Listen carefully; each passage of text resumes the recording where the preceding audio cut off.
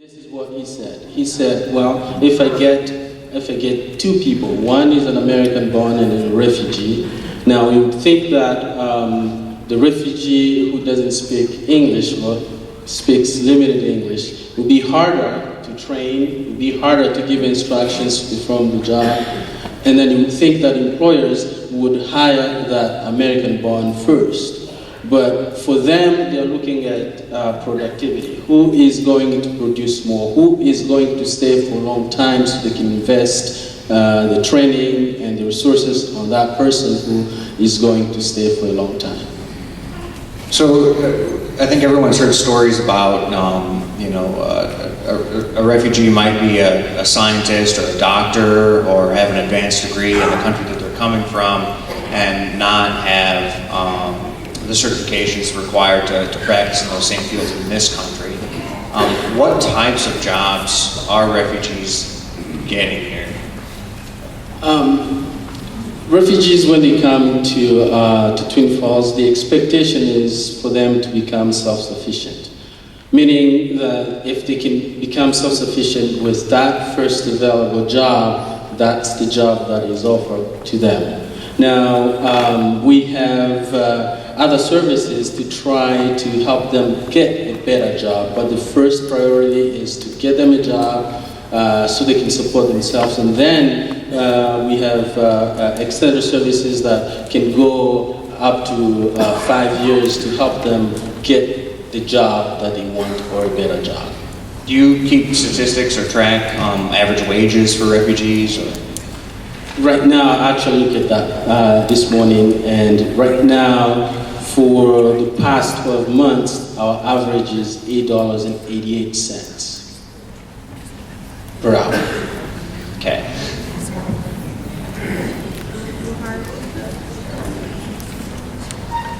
Hello. Yeah. Matt, can I add to that? Yeah, go ahead. Twin Falls School District is one of the largest employers in the area. And we have an overrepresentation in positions of custodial nature or food service, and underrepresentation as far as teachers and administrators. We do have one of our school board members is a refugee. Our valedictorian, one of our valedictorians this year is a refugee. We're seeing progress made, but the challenge that I would put out to our refugee community members is we have a shortage of teachers in this country. I would like to see more of our refugee students become teachers.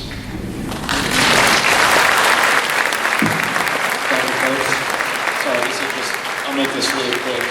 As a physician, I'm often surprised at the educational level of the refugees as they come in. As an example, one of our best interpreters is a physician. He's trained in medical school overseas, and for those who don't know, Idaho is usually second to last in the country in the number of primary care physicians per number of population, and it's an opportunity for us to gain a valuable access to a provider. This interpreter in particular is working to get certification in the country and then eventually become a physician in his own right, as an example. Mr. Mason, do you know off the top of your head how many refugees who come through the program enroll as students at CSI? I really don't. We don't classify students by refugee or non-refugee. We have a lot of minorities and different nationalities, but no, I don't know how many come through. Okay. One question here, anyone on the panel with the answers, more than welcome to answer it, but what percentage of the refugees who come through the Twin Falls Refugee Center are Christian versus Muslim?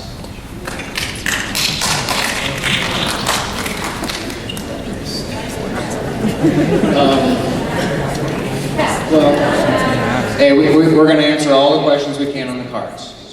We don't keep record of who is Christian or who is not, just because this nation doesn't discriminate against religion.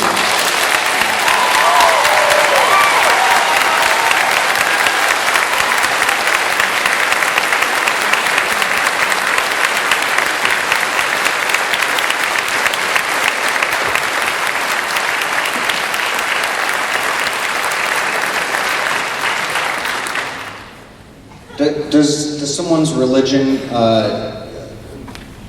have any determination on which refugee center they are placed in the United States? Short answer, no. Maybe the longer answer is, refugees become refugees because of their religion. And it doesn't matter if they're Muslim or Christian or Hindu or Buddhist. That's often why they are a refugee, because they've been persecuted for their religious beliefs. And so, for people who think, for example, we don't resettle religious minorities, we do. Religious minorities are often the most persecuted. So in Iraq, 40% of the Iraqis that we have resettled were Christian. So, and that's because they were persecuted and we had an obligation to help them. So we don't look at certain places. We really want to just have families come back together. There are places that Detroit has a big Arab American community, so there's not only a lot of Islam, but there's a lot of Chaldean, which is very close to Catholic Church, Arabs and Iraqis in the Detroit area. But frankly, refugees are resettled all through the country, no matter what their religious beliefs might be. Is the ultimate goal of the Refugee Resettlement Program to return those refugees to their countries of origins once it becomes more stable or they're not in danger anymore? Or is the path more to make them American citizens and integrate them into our system of government? So I have never been a refugee, so I can tell you right now, a refugee's ultimate goal when they leave their country initially is to be able to return home. And as great of a place as we have here, I can tell you that every refugee thinks the place they came from originally is just as great. So they would like to return home, oftentimes they can't. So when we offer people an opportunity for a new life, we offer that with all of the rights of any American. So the ability to become a citizen. If somebody becomes a citizen, there would be nothing to stop them from going home. But we don't promote it. That's certainly their free right to move. They can move within this country. They can come to Twin Falls tomorrow and they can move to Green Bay, Wisconsin, where I'm from, the next day if they want to. But no, we don't promote them to leave, but certainly if they want to go home and it's safe, they can, and they do. Does the government track what percentage of people accepted in the refugee program stay here versus leave the country eventually? We don't track that. And the one example of people going back was Kosovo, because the Kosovo crisis was a very sudden war, and a million people fled over just a few months. As soon as that war was over, a lot of people returned. We had taken about 13,000 Kosovars to the U.S. as kind of an emergency measure. Some of those went back, but that was because the war ended so quickly and people wanted to establish a new country. Most situations aren't that quickly resolved, and people, frankly, they like it here. So it's not surprising that people don't necessarily go home.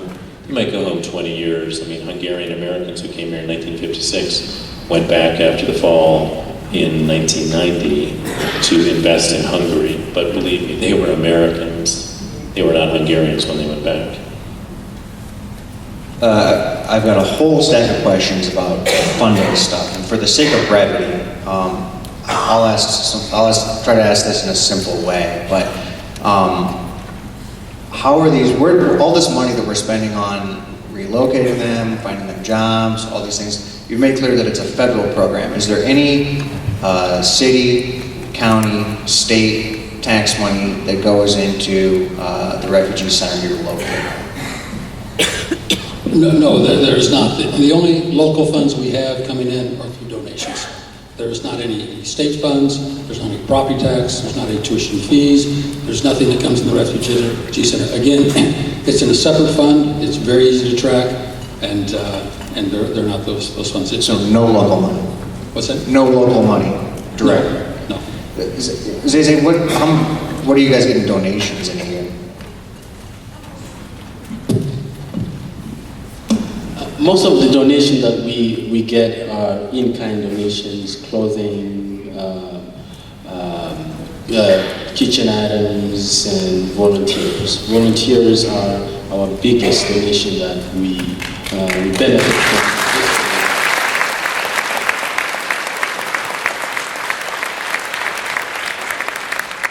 I'll give Ken and Larry a really hard one again. Let's say I pay $1 in federal taxes this year. It's going to be a lot more than that. But what share of that dollar, through all the different various funding streams, can be traced back to a refugee? Well, I'll give you just an easy example. In 2014, we have a single refugee who worked full-time and made about $26,000 that year.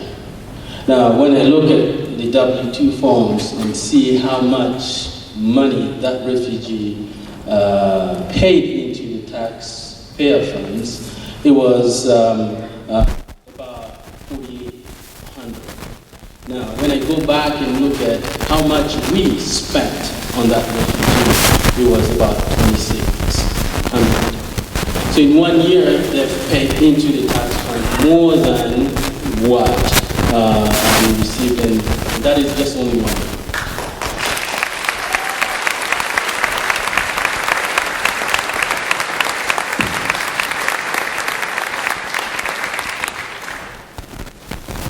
We've also had a lot of questions here about sort of demographics, the refugees come in each year.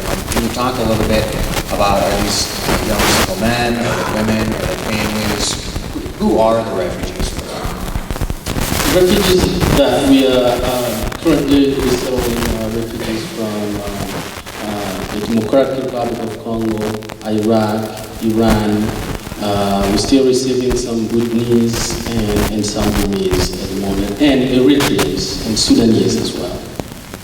But are they old men, babies? We have families, we have big families, we have families of 8 that are coming, we have singles that are coming, and we have small size family of 2 or 4, so it's just a mixture of all those family dynamics. Is that typical of what's happening in the United States?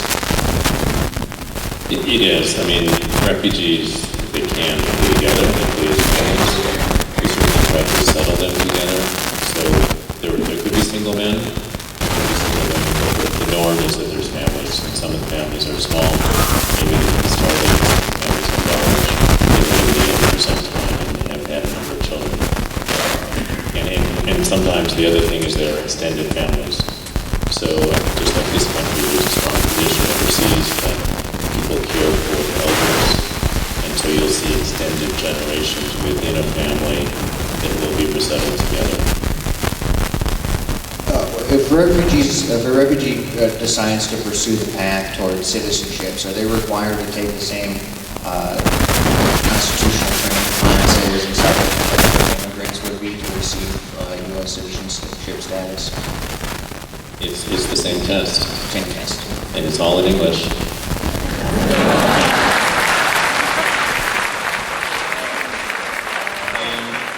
And I would say to the ELL teachers, make sure that, studying for the citizenship test, actually, one of my colleagues just recently got one of these places and was being asked questions about Ben Franklin, and it wasn't about like the kite and the lightning. It was a little more complicated, so it was like, whoa, I'm not sure I can pass that test. But you have to speak English, and that's the challenge.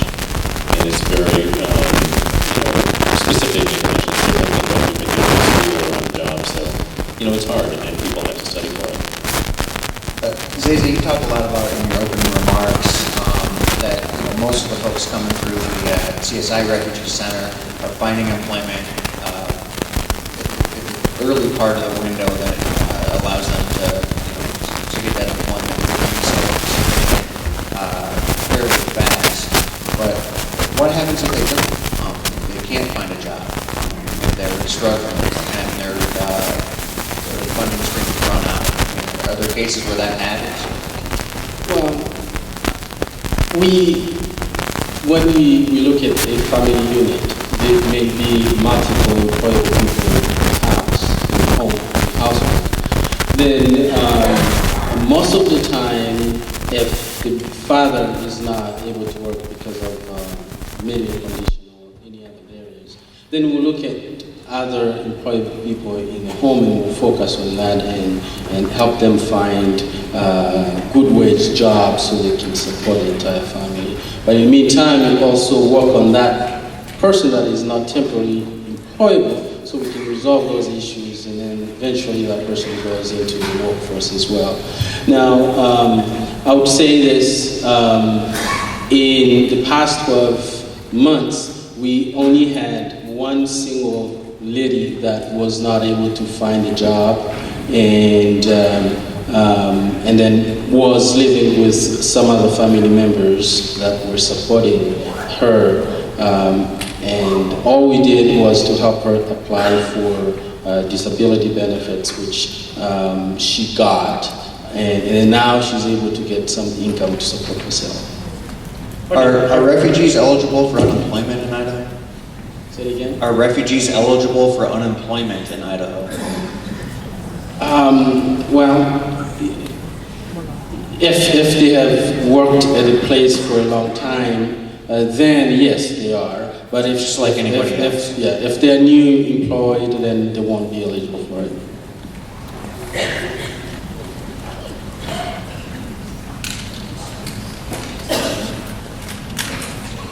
Yeah, Larry, I'm going to have to circle back to you because we've just got endless questions about this. Recently, an FBI agent said in a House committee that they can't be 100% certain that every person coming through doesn't have ties to terrorists. That's come up again recently, just last week. Had some people in Washington expressing some pretty open concerns about, especially with the influx of Syrians that are coming over, the pressure being put on that screening process. Can you offer us any guarantees that that we're going to be safe? I'll do my best. So look, it's complicated, and I don't think anyone should sugarcoat the security screening process. What the FBI official who testified, and this is probably about a month ago, in front of the Homeland Security screening said was, we don't have the same types of information in our database about Syrians that we had about Iraqis. It's true. We had a lot of collection assets in Iraq. We had military in Iraq. I served in Iraq for a little while. There were a lot of assets on the ground. We collected a lot of information on Iraqis. So in some ways that's the gold standard. We have a lot of information in our database, and when we have Iraqis now who are applying for refugee status and possibly to come to the U.S., we have a lot of information on them. The Syria conflict is different. We didn't invade Syria. We don't have boots on the ground. We don't have the same information in our databases. And so what the FBI is, I think, rightly concerned about is we can have your name, we can have your fingerprints, but what are we hitting against?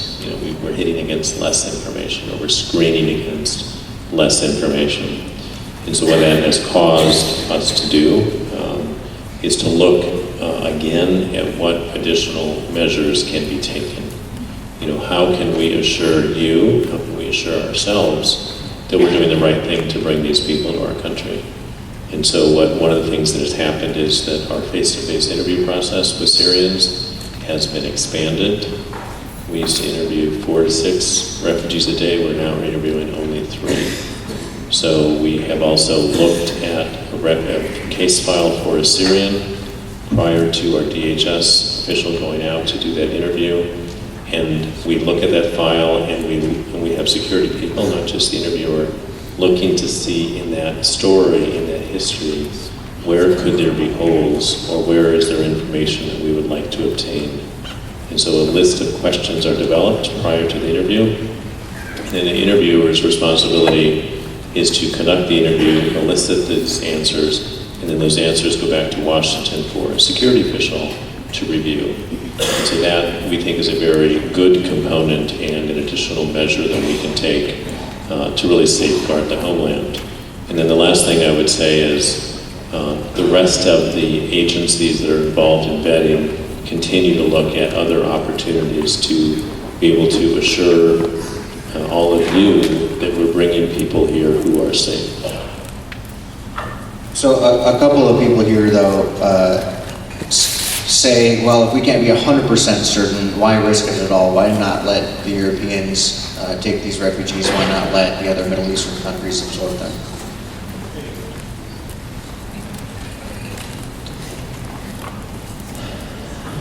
I think I have to go back to my point where nothing is 100%. And, you know, if we needed 100% for anything, then we got 0%. Because, you know, we're not, I mean, this is a program, frankly, that has a very strong track record. You know, does it have any blemishes? Absolutely. There were 2 Iraqis who were arrested in Kentucky. No one's going to tell you that didn't happen. You know, are there people who might take advantage of this program? Absolutely. Are we doing everything we can to make sure that doesn't happen? Absolutely. So, you know, I think again, this program has very strong bipartisan support on Capitol Hill. I'm not just talking about in the White House. I'm talking about both the Republican and the Democrats in the Senate and the House. That support exists for a reason.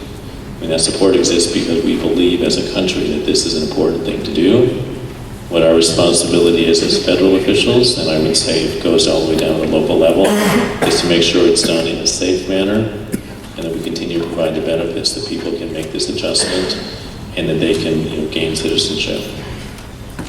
Can you ask the editor a question? Sir.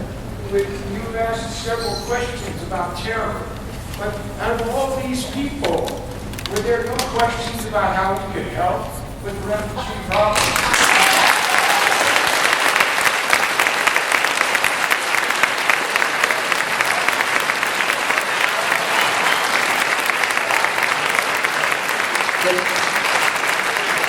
I've got a good answer for you. There's 5 minutes to go, and that's going to be our last active question. So we'll close by answering your question there. Before we get to that point, though, a couple of key questions that I want to get to really quick, and you know, this is sort of the elephant in the room question, I think. Can anybody on the stage tell us today how many Syrian refugees are expected to arrive in Twin Falls over the next year? I don't think any Syrians are slated to arrive. As a country, we've committed to take 10,000 this next year. So those 10,000 will be distributed throughout sites that can support them. So people who have, you know, sites that have Arabic language skills. Okay. This gentleman put it rather eloquently. I'll let the panel answer his question. What can we do to help in this situation?